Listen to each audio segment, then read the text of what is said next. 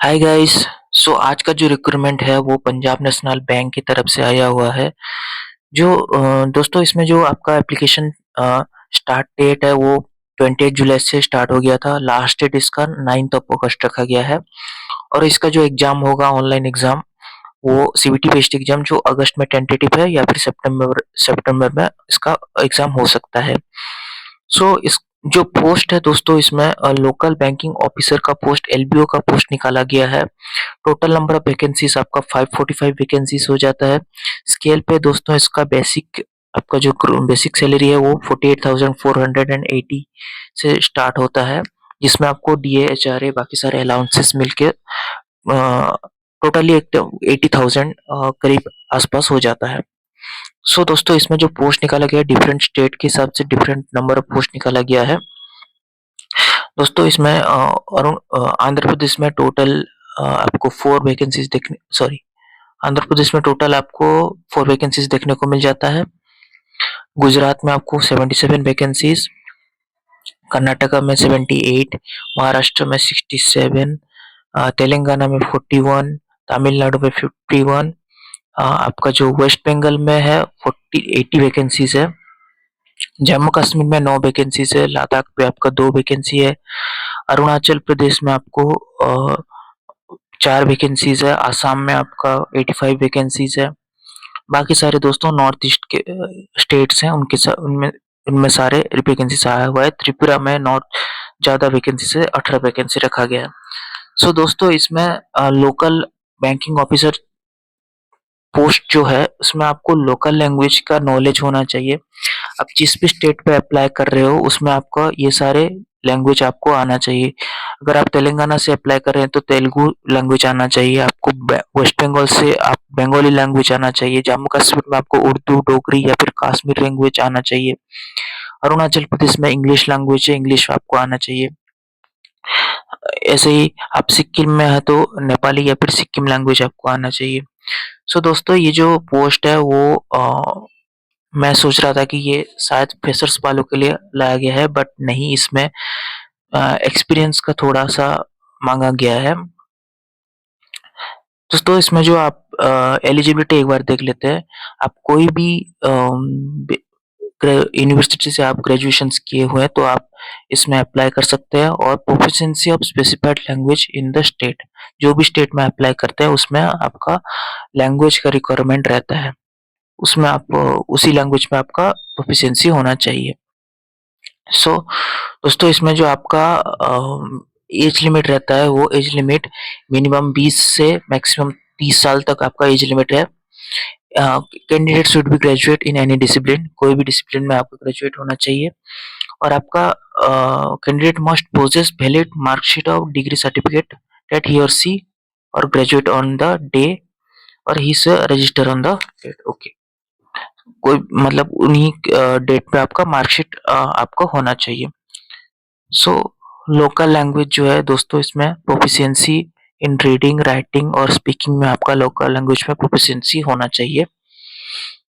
So experience for the post mandatory educational qualifications. दोस्तों qualifications के बाद आपका minimum 1 year of post qualifications experience in clerical या फिर ऑफिसर कैटेगरी पे आपका 1 साल का अ, उसमें एक्सपीरियंस मांगा गया है इन बैंकिंग सेक्टर पे, in any schedule commercial banking sector और रीजनल रूरल बैंक पे आपका आरआरबीज पे आपका एक्सपीरियंस होना चाहिए। सो दोस्तों ये था आज का अपडेट जिसमें आपको एक्सपीरियंस मांगा गया है 1 साल का मिनिमम। आप कोई भी बैंक पे आप अगर क्लरिकल या फिर ऑफिसर पोस्ट पे एंगेज हुए हैं तो आपको ये वाला वैकेंसी एलिजिबल हो पाएंगे। सो कट ऑफ डेट पर एज एज के लिए आपका 1 जुलाई 2026 में आपका कट ऑफ एज आता है, जिसमें आपको minimum 20 years to maximum 30 years होना चाहिए। और इसमें आपको रिलैक्सेशन देखने को मिल जाता है दोस्तों, जिसमें आपका शेड्यूल कास्ट शेड्यूल ट्राइब पे आपको 5 साल का, ओबीसी में 3 साल का, पीडब्ल्यूडी में आपको 10 साल का रिलैक्सेशन देखने को मिल जाएगा। सो दोस्तों इसमें अगर आगे देखते हैं इसमें आई थिंक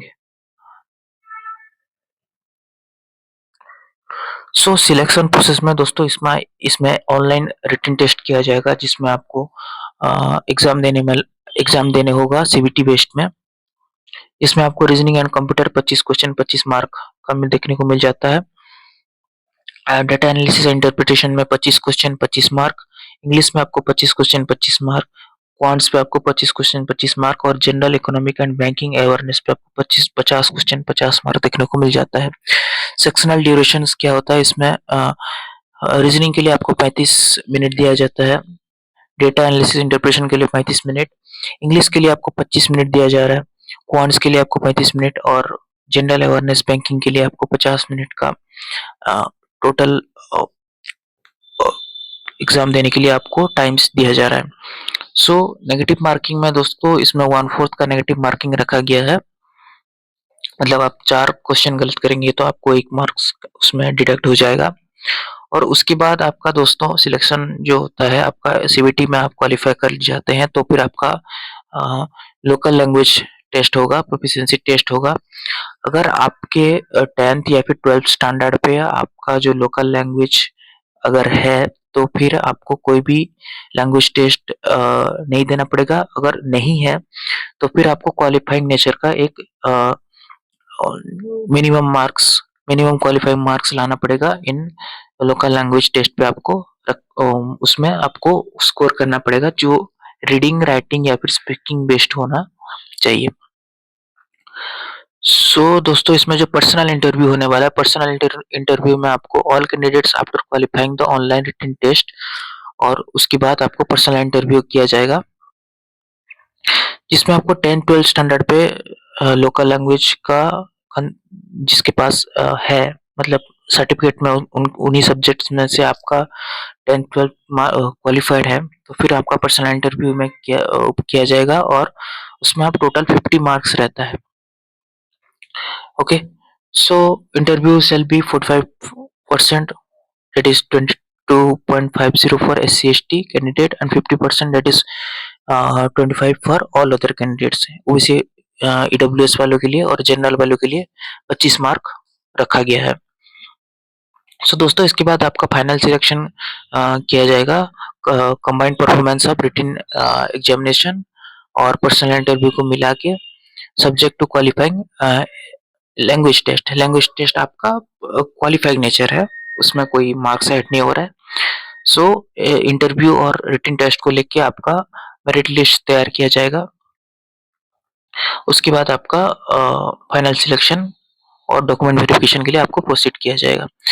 दोस्तों ये रहा सारे स्टेट्स के एग्जाम सेंटर्स कहाँ पे आपको एग्जाम देने को सिटीज अवेलेबल है, सारे दिया गया है। अगला देखते हैं इसका दोस्तों एप्लीकेशन फीस शायद देख के आपको बहुत ही मजाक लगेगा, मतलब ऑल अदर्स के लिए यहाँ पे आपको ओबीसी जनरल और ईडब्ल्यूएस के लिए दोस्तों 1000 रुपए रखा गया है और SC/ST वालों के लिए ओनली 50 रुपए रखा गया है। ये क्या इतना डिफरेंस क्यों है भाई? अगर हमारा 1000 हुआ तो SC/ST वालों के लिए 500 रुपए तो रखना चाहिए ना। इसमें आपको 11% जीएसटी 18% जीएसटी मिला के 1180 रुपए और 59 रुपीज आपका SC/ST वालों के लिए हो जाता है। दोस्तों इसका जो अप्लाई लिंक है और जो PDF लिंक है मैं आपको डिस्क्रिप्शन में प्रोवाइड कर दूंगा। दोस्तों अच्छा लगा तो वीडियो को लाइक कीजिए, चैनल को सब्सक्राइब शेयर कीजिए, बेल आइकन को प्रेस कीजिए। मिलते हैं दोस्तों कोई अगले जॉब अपडेट्स में, तब तक के लिए बाय बाय।